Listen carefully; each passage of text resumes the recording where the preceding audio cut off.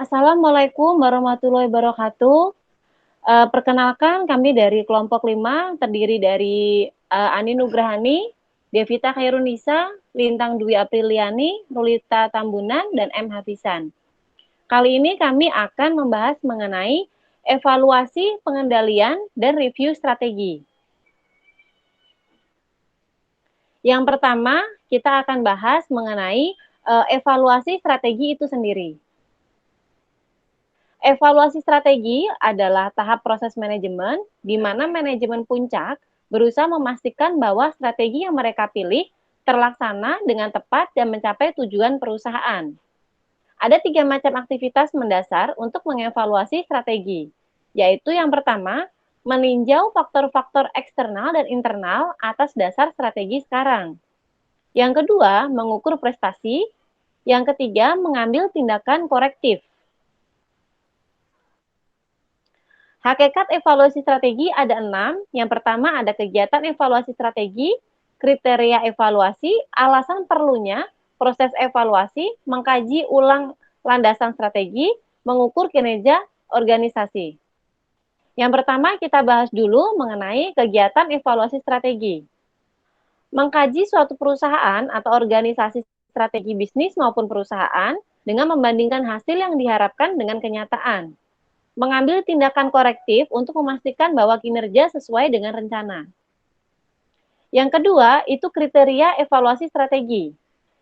Ada konsisten, ada kelayakan, ada kesesuaian, dan ada evaluasi serta keunggulan. Nah, konsisten sendiri ini adalah strategi yang tidak boleh memiliki tujuan dengan kebijakan yang tidak konsisten.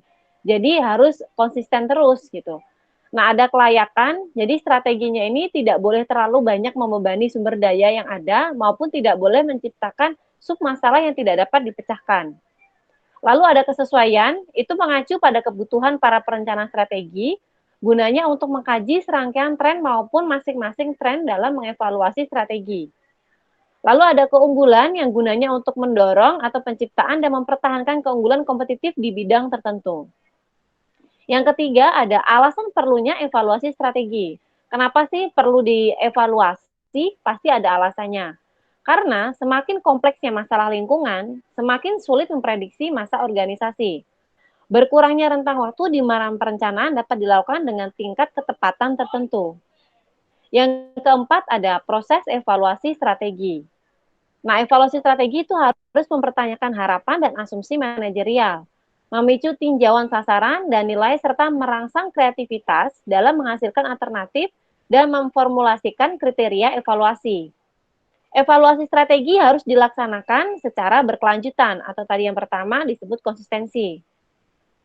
Yang kelima ada mengkaji ulang landasan suatu perusahaan atau organisasi strategi. Jadi perlunya untuk mengkaji ulang itu gunanya untuk menunjukkan seberapa efektif strategi perusahaan dalam merespon peluang dan ancaman utama. Yang keenam itu ada mengukur kinerja organisasi. Aktivitas ini termasuk membandingkan hasil dari expected atau yang diharapkan dengan hasil yang sebenarnya. Menyelidiki penyimpangan rencana, mengevaluasi prestasi individual, dan menyimak kelanjutan yang dibuat ke arah pencapaian sasaran yang dinyatakan. Nah, jadi gunanya emang tujuan pertamanya itu untuk mengukur dan membandingkan apa yang sudah terjadi dan apa yang diharapkan. Itu bekerja dengan baik atau tidak. Next, selanjutnya ada kriteria evaluasi strategi by Ramon. Jadi ada 4 di sini, ada konsistensi, kesesuaian, kelayakan, dan keunggulan. Tadi sudah disebutkan pada hakikatnya, nah sekarang kita kriterianya. Konsistensi sendiri itu adalah sebuah strategi yang harusnya konsisten pada kebijakan dan juga tujuan strategi itu sendiri. Permasalahan dalam organisasi kadang dapat menyebabkan terjadinya inkonsistensi. Ada 3 tanda permasalahan organisasi yang dapat menyebabkan strategi yang tidak konsisten. Ketiga tanda tersebut itu bisa dilihat yang pertama, jika permasalahan manajerial berkelanjutan dengan berubahnya personil, dan jika mereka bergantung pada dasar isu yang ada bukan pada orangnya. Yang kedua, jika sukses dari satu organisasi itu berarti kegagalan dari organisasi lainnya. jika permasalahan kebijakan dan isu berlanjut pada resolusi tingkat atas. Terus yang kedua itu ada kesesuaian. Berarti mengacu pada apa yang dibutuhkan oleh ahli strategi untuk melaksanakan sets of trends maupun tren individu dalam mengevaluasi strategi. Sebuah strategi itu harus menunjukkan respon yang adaptif ya terhadap lingkungan eksternal dan menjadi perubahan penting terjadi di dalamnya. Yang ketiga itu kelayakan atau feasibility. Dalam mengevaluasi strategi penting untuk menentukan apakah organisasi telah membuktikan bahwa organisasi memiliki bukti kompetensi, skill, dan talent yang dibutuhkan untuk melakukan strategi yang dibutuhkan tadi ya. Jadi sebuah strategi itu jangan sampai membuat permasalahan baru yang sulit diselesaikan. Gitu. Yang keempat itu kelayakan atau advantage. Sebuah strategi itu harus dapat menyediakan pembuatan atau pengaturan dari keunggulan kompetitif. Keunggulan kompetitif normalnya merupakan hasil dari tiga sumber daya skill dan sumber daya skill dan posisi. Karena kalau kita bilang nggak ada keunggulan, produknya mungkin atau kemampuannya tidak akan bisa melawan para kompetitor ya, gitu. Terus yang next ada. Nah, di sini ada tabel, bisa dilihat di situ. Tabel di situ menjelaskan mengenai model manajemen strategi komprehensif ya. Jadi lebih ke secara komprehensif. Yang pertama itu adalah mengembangkan pernyataan visi dan misi. Ada yang di garis panah atas dan bawah itu adalah internal audit dan eksternal audit. Gunanya untuk menentukan tujuan-tujuan jangka panjang, lalu menciptakan, mengevaluasi, dan memilih strategi. Jadi lebih memilih setelah kita mengevaluasi, kita harus menentukan strategi yang paling tepat dan efisien. Lalu menerapkan strategi berdasarkan isu-isu manajemen.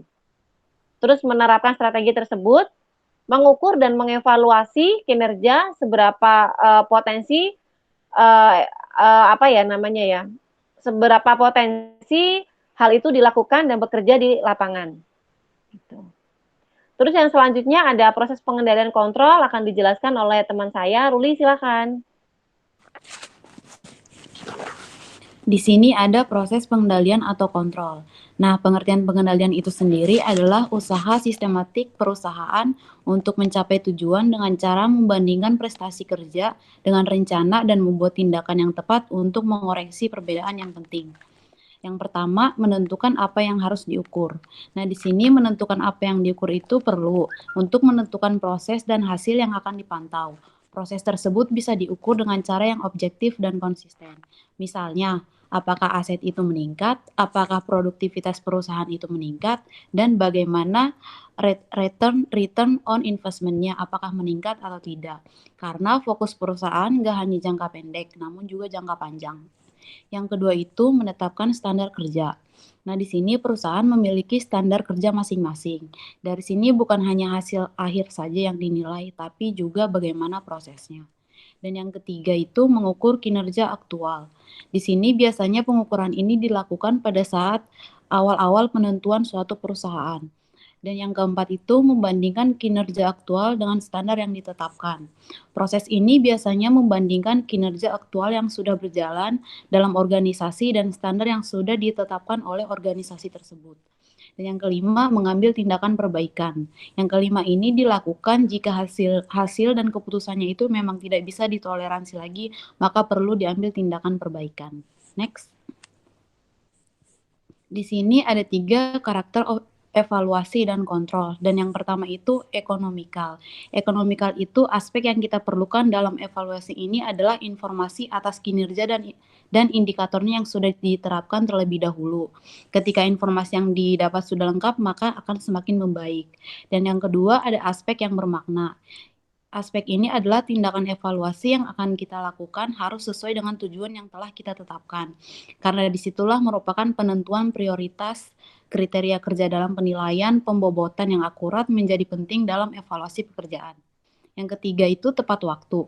Nah, tepat waktu ini evaluasi yang dilakukan pada saat tepat pada waktunya. Karena itu, perusahaan dalam situasi persaingan bisnis sekarang harus memanfaatkan dukungan teknologi informasi. Berbagai persoalan terkait dengan informasi untuk pengawasan kini dipecahkan dengan dukungan teknologi. Untuk mengabarkan karakter ini, kita bisa mencontohkan lewat perusahaan perkebunan. Misalnya memiliki kebun itu di remote dari area, di kawasan jauh dari perkotaan memiliki perangkat teknologi untuk perkembangan pengelolaan kebun. Itu salah satunya dari tepat waktu. Next. Nah, ini adalah time to evaluate the strategy. Yang pertama itu goals are achieve or change.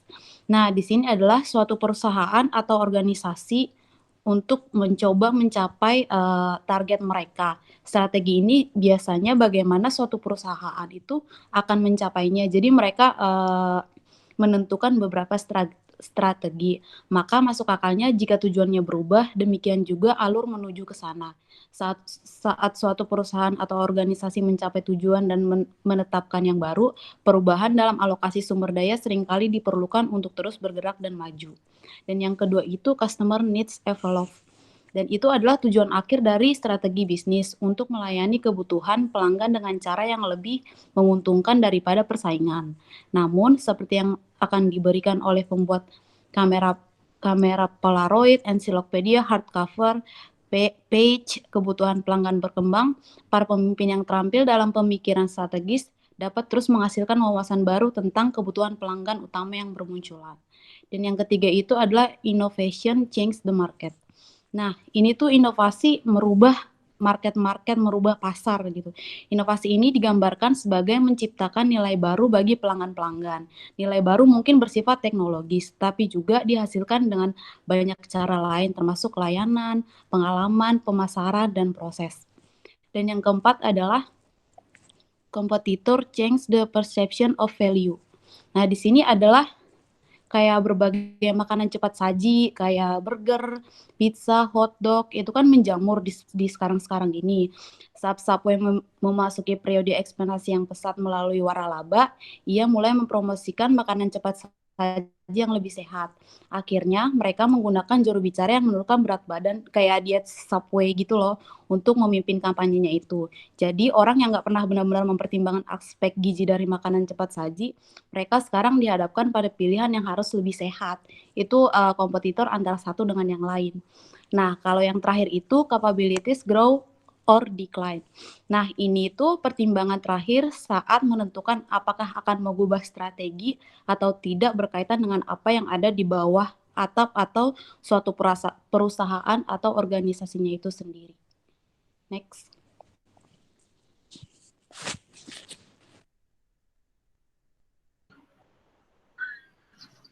Sekarang saya akan menjelaskan tentang framework evaluasi strategi. Aktivitas pertama review basis strategi di sini mengenai analisa dari perumusan strategi yang dibuat dalam melakukan review atas basis perumusan strategi. Kita harus menyiapkan matriks IFE, evaluasi faktor internal, dan matriks EFE, evaluasi faktor eksternal, yang telah direvisi berdasarkan kondisi saat ini. Kemudian bandingkan matriks EFF dan IFE yang telah direvisi itu dengan yang matriks IFE dan EFE yang sudah ada. Dari situ kita akan bisa menjawab apakah terjadi perubahan yang signifikan. Jika iya, lakukan aktivitas koreksi. Jika tidak, lanjutkan ke proses berikutnya, yaitu mengukur kinerja organisasi. Lalu ada tahapan mengukur kinerja organisasi di tengah-tengah. Kegiatan ini meliputi 1. Membandingkan hasil yang diharapkan dengan hasil aktual. Yang kedua, menginvestigasi perubahan yang terjadi. Dan yang ketiga, mengevaluasi kinerja individual. Dan yang keempat, memeriksa progres yang telah dibuat menuju sasaran yang ditetapkan. Kriteria dalam mengevaluasi strategi harus dapat diukur dan diverifikasi kegagalan dalam mencapai kriteria yang diterapkan. Mengidentifikasi perlunya dilakukan tindakan korektif. Proses evaluasi strategi melibatkan baik kriteria kuantitatif dan kualitatif.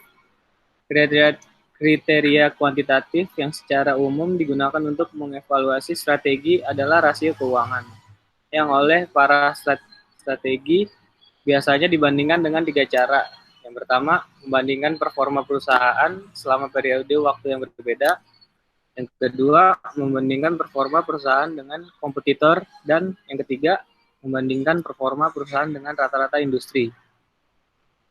Beberapa rasio keuangan yang penting yaitu ROI sama ROE. Margin keuntungan pangsa pasar, utang ekuitas pendapatan per saham, perkembangan penjualan, dan perkembangan aset. Tetapi kriteria kuantitatif juga memiliki beberapa keterbatasan. Pertama, kriteria kuantitatif biasanya bersifat tahunan ketimbang jangka panjang.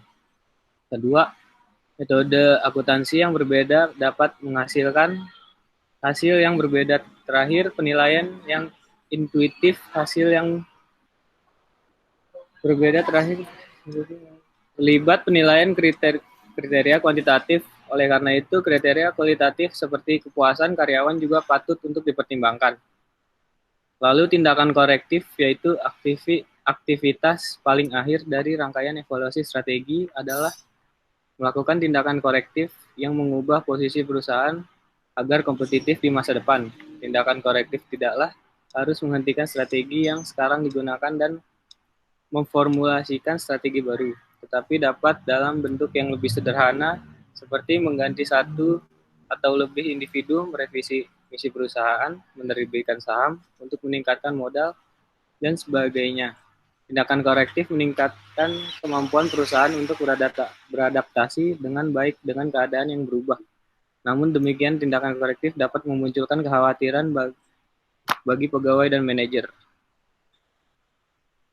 Ini strategi evaluation framework. Activity 1 review basic strategi. Nah, begini ya diagramnya pokoknya. Oke, next.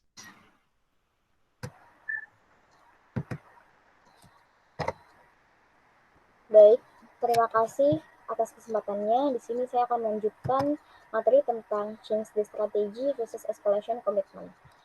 Nah, di sini ada change the strategy. Change the strategy itu atau merubah strategi yang telah kita tetapkan di sebuah perusahaan atau organisasi. Memang tidaklah mudah, tetapi mau tidak mau harus dilakukan ketika strategi tersebut telah gagal atau memang tidak bisa dilanjutkan lagi karena beberapa faktor atau beberapa hal. Next. Nah, di slide berikut ini ada tips atau bagaimana sih para pegawai bisa mengikuti perubahan ketika kita merubah sebuah strategi. Di sini ada 9 hal yang akan dijelaskan. Yang pertama, pastikan bahwa orang-orang di organisasi ini mengerti perlunya dan pentingnya perubahan dari waktu ke waktu. Di sini konteksnya ada 2, bagi perusahaan dan bagi pegawai. Nah, ketika pegawai merasa bahwa perusahaan telah baik dan segala hal mencapai sempurna, nah akan tetapi kita tetap akan menemukan banyak hal yang masih dapat kita perbaiki atau beberapa hal yang perlu kita ubah untuk menjadi lebih baik lagi. Yang kedua, itu melibatkan semua orang dalam perubahan di tempat dan departemen masing-masing agar mereka merasa bahwa perubahan bukan merupakan perintah atau paksaan dari atasan. Jadi biarkan semua ini bergotong royong dalam kebersamaan yang tinggi menuju perubahan yang lebih baik lagi untuk kepentingan bersama. Yang ketiga, ada sederhanakan apa yang dapat disederhanakan, jangan sebaliknya. Baik dalam komunikasi maupun dalam sistem atau prosedur. Dalam era globalisasi, dalam era digital ini, banyak hal yang dapat diambil alih oleh teknologi dan teknologi IT. Jangan jadikan waktu kita ini habis dalam hal-hal yang dapat dikerjakan oleh mesin atau komputer. Lebih baik kita menggunakan waktu kita untuk hal-hal yang tidak dapat dikerjakan oleh mesin dan memikirkan hal-hal yang strategis untuk kepentingan jangka panjang dan berdampak besar. Yang keempat, persiapkan program perubahan yang sistematis. Berikan pelatihan dan kesempatan kepada semua yang berkepentingan untuk menerapkan perubahan dari cara dan situasi kondisi lama ke cara, situasi, dan kondisi baru. Di setiap kemungkinan yang akan terjadi, selama dalam diperkirakan telah dituangkan ke dalam program, sehingga karyawan atau pegawai dan suatu organisasi ini tidak kaget ketika melihat sebuah perubahan. Yang kelima, jangan menutupi kesalahan, atau bisa disebut juga ABS, yaitu asal bos senang. Nah, kalau ini tuh mungkin jangan sampai ya, karena kita sebagai pegawai kita harus mendorong dan mengajak semua karyawan untuk terbuka dan berani menyampaikan aspirasi atau pendapat atau kesan dan kritik terhadap program baru yang telah dijalankan. Hal ini sangat penting mengingat biasanya para karyawan ini merasa takut atau merasa enggan terhadap atasannya sendiri. Yang keenam, perhatikan emosi dan logika agar tetap berjalan dalam keseimbangan. Terlalu mengandalkan logika tanpa memperhatikan perasaan orang akan melukai perasaannya. Nah, di sini dapat menyebabkan program terhambat, sehingga diakibatkan unsur sabotase halus maupun kasar. Yang ketujuh, ada tingkatkan dan perketat hubungan baik atasan dengan bawahan ataupun sebaliknya. Juga antar sesama karyawan agar komunikasi lebih terbuka.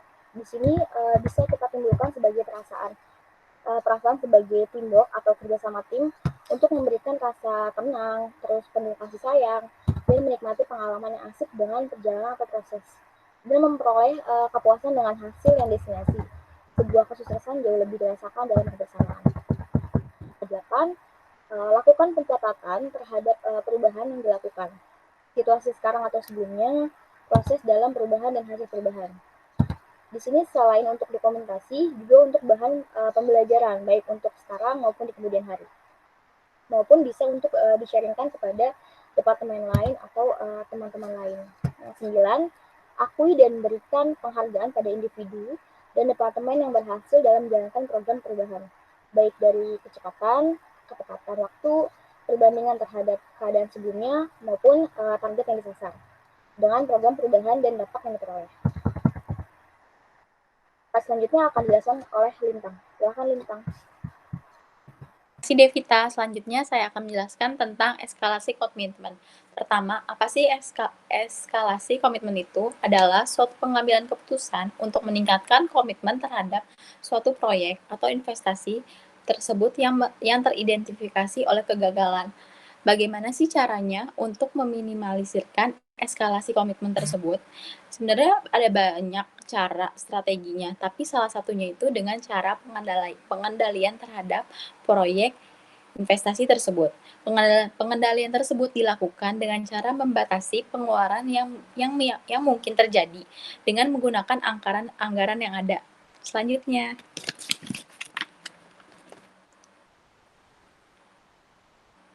nih, ini adalah salah satu contoh kasus eskalasi komitmen. Pasti teman-teman udah tahu dong kasus Hambalang. Pasti udah sering lah nonton di berita zaman dulu kan, ini terkenal banget. Saya kasih tahu kronologinya lagi ya. Yang pertama ini adalah tahun 2005. Perusahaan konsultan yang mengerjakan proyek tersebut menolak untuk meneruskan membangun proyek tersebut karena yang pertama, struktur tanahnya tuh menurut mereka tidak memadai dan menyarankan untuk tidak membangun di wilayah tersebut. Tapi pada tahun 2012, Kemenpora Indonesia memutuskan untuk melanjutkan proyek tersebut. Nih, di sini nih BPK curiga pasti ada penyimpangan, penyalahgunaan wewenang, keganjilan yang menyebabkan negara kita nih rugi sebesar 463,66 miliar. Besar banget ya teman-teman yang kita alami kerugiannya. Semoga dari kasus ini kita bisa belajar. Udah dong. Terima kasih. Baik, terima kasih. Itu tadi merupakan materi yang kita bawakan pada hari ini. Dari yang tadi dibawakan dengan saya dan teman-teman saya, aku tuh bisa tarik kesimpulan bahwa yang pertama, strategi itu yang dilaksanakan haruslah dievaluasi hasilnya. Jadi kalau udah ada strategi, kita perlu mengevaluasi seberapa efektif, seberapa bekerjakah strategi tersebut. Lalu proses evaluasi itu juga bisa dijadikan pembelajaran untuk proses perumusan strategi yang akan digunakan selanjutnya. Jadi apabila tadi sudah dievaluasi untuk mengetahui apakah berhasil atau tidak, ternyata apabila memang tidak berhasil, itu kita bisa ngambil kesimpulan atau ngambil gagasan mana yang baik akan dipakai selanjutnya dan mana yang kurang baik akan ditinggalkan. Terus perusahaan itu biasanya melihat keberhasilan strategi itu dari beberapa faktor ya, tadi udah dijelasin. Kalau misalnya contoh nih perusahaan itu bisa dilihat dari peningkatan penjualan, pendapatan perusahaan, ataupun posisi perusahaan setelah strategi itu dilakukan. Terus selanjutnya pengendalian strategi itu dilaksanakan karena dapat mengkontrol dan dapat dikembangkan dengan memfokuskan diri pada output, behavior, ataupun input. Jadi kalau output atau hasil itu kan performa perusahaan pada saat strategi itu dilaksanakan. Sedangkan behavior itu merupakan aktivitas yang menghasilkan performa. Kalau untuk input sendiri itu merupakan sumber daya yang digunakan perusahaan untuk menghasilkan sebuah output atau hasil. Gitu. Terus selanjutnya itu bisa ditarik kesimpulan bahwa pengendalian strategi itu diperlukan untuk menghasilkan umpan balik yang diperlukan. Biasanya ada 3 elemen nih yang perlu kita awasi atau kita kontrol dalam pengendalian strateginya. Udah pasti pertama tuh lingkungan makro, secara global, secara besar kita mesti kita mesti update, up to date, kita mesti view, kita mesti peka gitu. Terus ada lingkungan industri kita sendiri, operasional perusahaan internal kita gitu. Terus kalau misalnya apa tadi yang aku udah jelasin itu semua sudah dilakukan, yang selanjutnya itu mungkin kalau memang strategi itu tidak berhasil, kita harus berani rubah strategi itu, change the strategi ataupun escalation commitment. Kita akan pengambilan keputusan untuk meningkatkan komitmen terhadap suatu proyek, kita tuh harus konsisten juga, kita harus komitmen juga, kita harus peka terhadap lingkungan. Itu aja sih. Demikian presentasi dari kami kelompok 5. Semoga apa yang kita sampaikan bermanfaat. Terima kasih dan wassalamualaikum warahmatullahi wabarakatuh.